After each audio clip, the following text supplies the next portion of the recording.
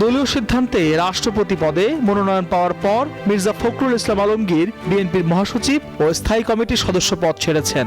আলোচনা চলছে ভারপ্রাপ্ত মহাসচিবের দায়িত্ব পেতে পারেন সিনিয়র যুগ্ম মহাসচিব রুহুল কবির রিজভী। রাষ্ট্রপতি পদে মির্জা ফখরুল ইসলাম আলমগীর দলীয় মনোনয়ন পাওয়ায় দলের মহাসচিব ও স্থায়ী কমিটির সদস্যের পদ শূন্য হয়েছে।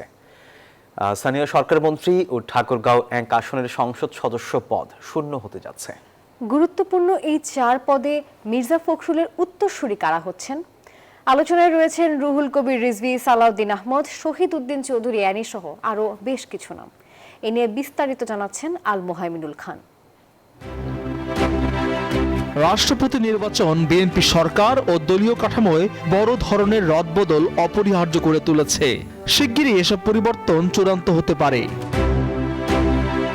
দলীয় সিদ্ধান্তে রাষ্ট্রপতি পদে মনোনয়ন পাওয়ার পর মির্জা ফখরুল ইসলাম আলমগীর বিএনপির মহাসচিব ও স্থায়ী কমিটির সদস্য পদ ছেড়েছেন।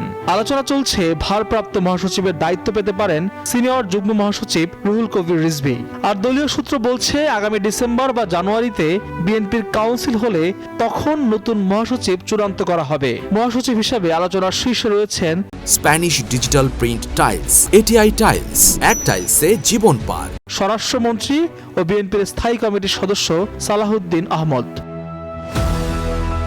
রাষ্ট্রপতি নির্বাচিত হলে স্থানীয় সরকার মন্ত্রী পদ ছাড়বেন মির্জা ফখরুল।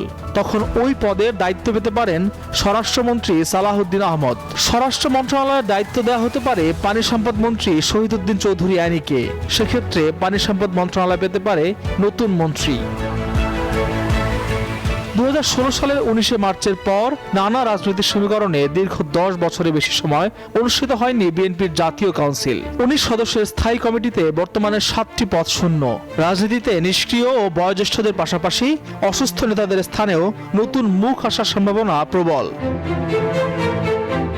স্থায়ী কমিটির পুনর্গঠনের আলোচনায় আছে চিফ হুইপ নুরুল ইসলাম মনি, অবসরপ্রাপ্ত air vice marshal Altaf Hossain Chowdhury, Barkatullah Bulu এবং সৈয়দ মুয়াজ্জেম হোসেন আলালের নাম।